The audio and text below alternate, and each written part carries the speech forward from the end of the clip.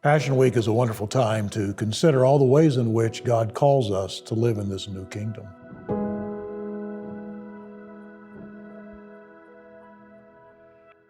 I trust that as you walk through this week, you're seeing new insights of the work of the Spirit as God calls you from where you were to where you are to where you're going to be. When we look at Matthew chapter 9, we see Jesus calling one of his disciples named Matthew. We wouldn't anticipate him to be called out of all of those who he could have chosen, out of the 325 million people in the world. He would not have picked Matthew. Jesus passed on from there. He saw a man named Matthew sitting at the tax office, and he said to him, "Follow me." So Matthew arose and followed Jesus. Now it happened as Jesus sat at the table in the house that, behold, many tax collectors and sinners came and sat down with him and his disciples.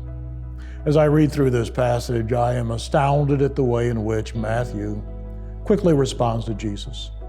He was sitting at the table of customs, that is, a place where tradesmen would come through the region, would have to pay a tax on their things that they're selling on in the next area. He quickly gets up, throws a party for Jesus. I'm reminded of Elisha one day when, minding his own business and plowing in the field, Elijah's mantle falls on his shoulder. And immediately he slaughters an ox, burns the equipment, has a party, leaves all behind to follow the prophet. As we think through this opportunity to follow Jesus in this Passion Week, we recognize that when we follow him, it gives us the opportunity to give up all and to pursue. Now notice Matthew throws a party.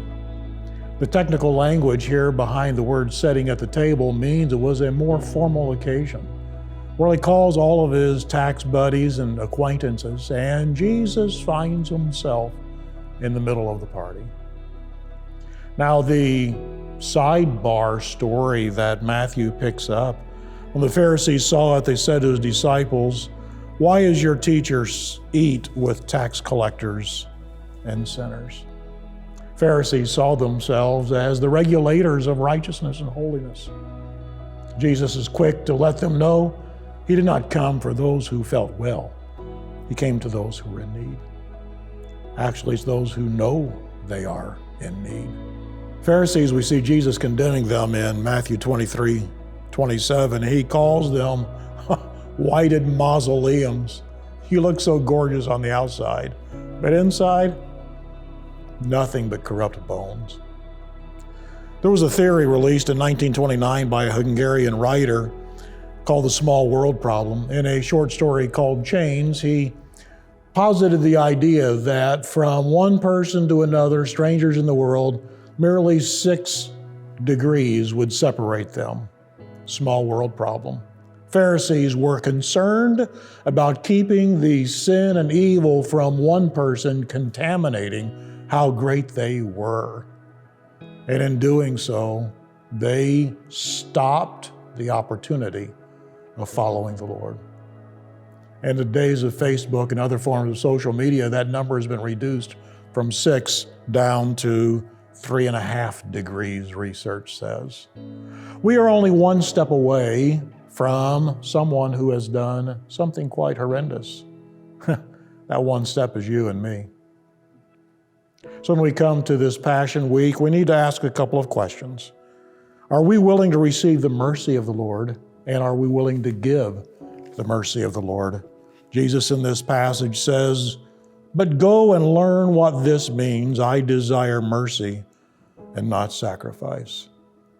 So in this season, show mercy, first of all, to yourself. You're only one step away from the evil, that is, the evil that was in you. Can you receive mercy one more time? For when you receive mercy, then you're prepared to show that mercy to others. I anticipate a great Easter season for all of us here at North Cities. And it happens because we have forsaken and followed him. And now we're ready to learn what it means to show mercy.